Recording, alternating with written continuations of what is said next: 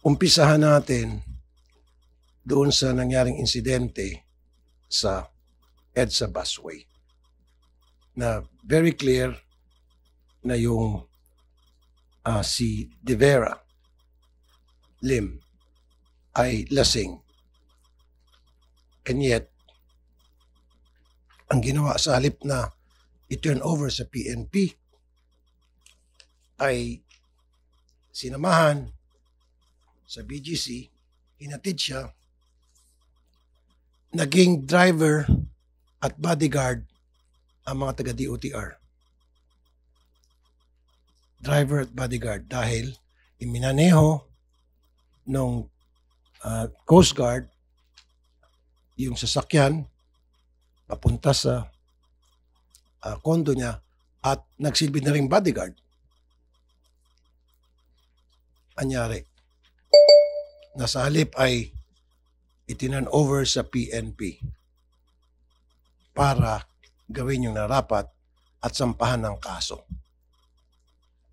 which they did not do. Ang nakakatawa pa rito, nagpa-selfie pa ang mga naghatid para bang gustong sabihin na mission accomplished na ihatid na namin ang aming baby. Nandito ba yung mga taga Coast Guard na naghatid? Okay. CGASN. Ano ibig sabihin po ng CGASN? Apprentice Seaman Neil Patrick M. Villaluz and Apprentice Seaman Al Ahmed Hassan. Paki-explain lang po, ano nangyari doon at bakit po naging baby itong si De Vera? Anong full name ulit ni De Vera, sir?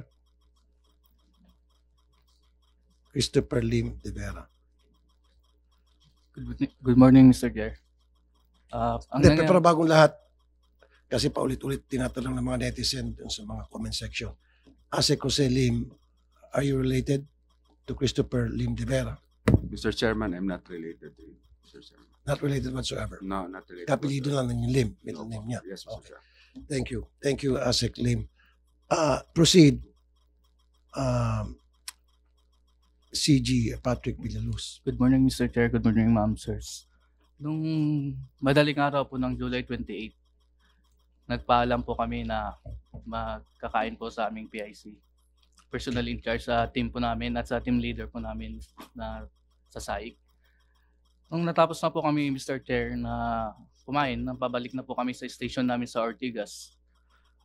Nagtaka po kami bakit po maraming bus na nakapila po. Kaya po nagtaka kami ng aking kasama, bumaba po kami, naglakad papunta sa harapan at doon po namin naabutan na yung may 3 MMDA personnel po na pinapagilid na po yung SUV na nag-counterflow sa gilid ng daan upang magtuloy po ulit ang operasyon po ng EDSA bus carousel units. Nang napigilid na po namin yung SUV sa gilid ng daan po sa Guadalupe Station, kami ng aking kasama po, si Coast Guard Apprentice Manasan, nag-assist po sa traffic direction control po yung in-assist namin sa ibang motorista, sir. Kasi nasa gilid po ng kalsada, sir. Habang agad po namin, nung napagilid na po yung sasakyan SUV, sir, agad po namin pinarating sa aming assistant team leader at team leader ang pangyayari tungkol sa counterflow na napag-alaman po namin sa mga MMDA personnel. Habang iniintay po ang assistant team leader at team leader po namin, nagta-traffic direction control po kami sa ibang motorista. Pagdating po ng team leader at assistant team leader namin, kinausap kami kung anong nangyari. Ang alam lang po namin is counterflow incident. Then, sinabi po namin na yung MMDA po ang first responder sa... Okay, let me interrupt. Pero alam nyo na si Christopher Lim De Vera at that very moment ay lasing, nakainom. Nung hindi pa po namin nalaman, sir, ng aking kasama na si Coast Guard Apprentice Seaman Hassan, sir. Okay. Kung hindi nyo alam na siya alam mo na lasing o hindi? Yes o no lamang po? No po, No. Mr. Chair. So bakit niyo po hinatid at ipinagmaneho yung kanyang sasakyan kung siya po ay hindi lasing? So, hindi ko po alam na lasing, pero ang instruction po na iatid namin ay galing po sa team leader namin na si Sir Michael Almoite, sir. Pero sinabi ba sa inyo ng team leader kung bakit kailangan siya ipagmaneho? Yes, sir. Anong sinabi ng team leader? Para mukhang nakainom and para sa Okay, so alam nyo na nakainom. tapos na, sir, malapit ng ihatid. Kaya nga, malapit na hatid, so alam nyo, Yes, sir. right? Na lasing, medyo nakainom. So the fact na inutusan kayong ihatid siya, ipagmaneho siya, para hindi na makadisgrasya, ibig sabihin, wala na sa ayos yung kanyang mga faculties. There's the possibility na baka siya makadisgrasya o siya madisgrasya, kaya ipagmamaneho niyo siya pauwi ng kanyang kondo. Yun yon. Tama? Yes, sir. Okay. Now, bakit niyo siya pinagmaneho? Na alam niyo naman bawal. Sabihin natin utos na inyong team leader. Hindi niyo ba sinabihan niyo inyong team leader na, boss, baka mapahamak tayo rito? Ang dapat natin gawin sana ay i-turn over ito sa PNP o communicate sa PNP because nasa IRR yan, number 2 ng IRR. Sa number 2 ng IRR, Department Order 2023-020, Section 3.2 ninyo. To establish and maintain permanent linkages with regular line of communication, in line of communication and coordination with all agencies and stakeholders involved in transportation, especially the committee's member and agencies. Ayan o, nasa Department Order 2023-020 na dapat meron kayong permanent linkages, regular line of communication, coordination with all agencies and stakeholders involved in transportation, especially the committee's member and agencies, which is yung SAIC. Oh, bakit hindi mo chinalis yung team leaders? Boss, madadali tayo dyan. Tawagan natin yung PNP para sunduin ito at dalhin sa presinto at kasuhan sa paglabag sa anti-drunk and drug driving law.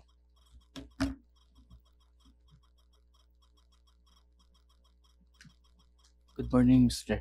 Nung time po yun na, Mr. Chair, may police mobile po na huminto. And ang nakausap po ay ang mga MMDA personnel. Pagtapos po nilang mag-usap, Mr. Chair, umalis po ang police mobile. Nandito ba yung police mobile na umalis? Colonel Bobby Arao? Good morning, sir. Negative, sir. Ano pong posisyon niya, Colonel Arao? Sir, I'm the Deputy Director for Administration of the PNP HPG. Sir. Okay. Bakit po negative? Ba't hindi po positive?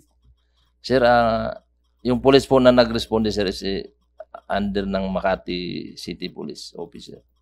So, yun, sir, hindi naman na-invite. Bakit po hindi? Colonel Joel, anong pangalan niyo po, sir? Hindi ko nakikita yung Colonel Joel Kasupanan. Ano pong pwesto niyo sa PNP? Chief po ng Special Operations Division, Highway Patrol Group, sir. COMSEC, dapat inimbitahan natin yung kasi nagtuturo naman, dapat inimbitahan natin yung PNP, no, not HPG anymore. Siguro yung admin officer ng PNP. Come on guys, you know better. Kasi tinuturo nila Makati, hindi na jurisdiction na yun. Eh kung nandito yung kataas-taasan sa PNP, admin officer ng PNP, General so-and-so, di agad-agad. Tawagan nyo ngayon na mismo. Tawagan nyo si Chief PNP. Habulin nyo. Tawagan nyo. Kasi itong dalawang PNP nandito, they're useless. I'm sorry. Useless kayo doon sa tinutumbok ko. So, anong pangalan po ng pulis na dumating pero umalis din? Dumating sa site?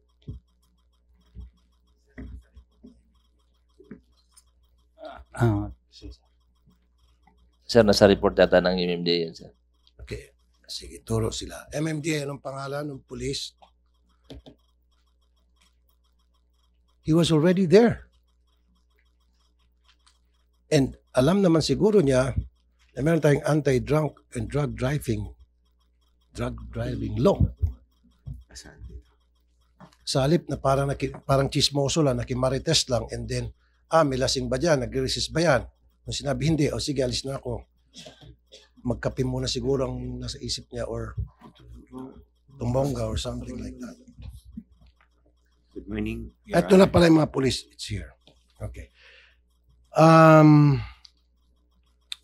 Pero sige, mas maganda kayo po magsabi. Per the sinumpang salaysay of our 2 traffic enforcers present at the time of the incident, Your Honors, ang nakuha po nilang pangalan ay PSSG Rojas at Patrolman De La Cruz, Your Honor. Comsec, ba't hindi natin pinatawag to? Okay. Sa next hearing, patawag natin. Yes. Okay. Lahat ng pinag-usapan natin dito, matik, motu proprio, without me asking, patawag nila agad pwede. Thank you. Thank you. Okay. HPG, in your jurisdiction, gusto ko manggagaling sa inyo. Ano ang protocol sa PNP? Kapag ang isang police, kayo, HPG, na para ninyo ang isang motorista dahil lasing, ano po yung protocol? Good morning, sir. Actually, sir, usually, sir, pag initially, ma-determine namin na parang under the influence of liquor. So, Yes. we have to, mayroon kaming tinatawag na, sir, field sobriety test. Okay. So, doon, sir, nakasaad yung mga procedure. But then, after that, sir, you have to, for confirmation, sir, use the necessary technical, sir. Okay. And then pag na-find out ninyo na talagang lasing at over the limit na yung alcohol sa kanyang katawan, ano po yung susunod na inyong gagawin? Of course, sir, we have to hold the driver in custody, sir. And for him not to forgo with the driving, And then? And we will file the necessary charges, sir. Correct. So, base po dun sa sinabi ninyo, so malaking pagkakamali itong nagawa ng kabaro ninyo. Tama?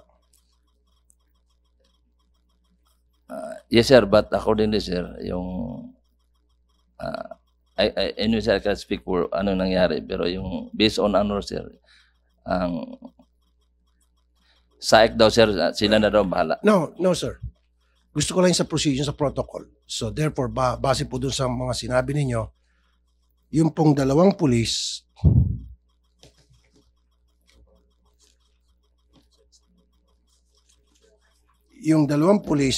si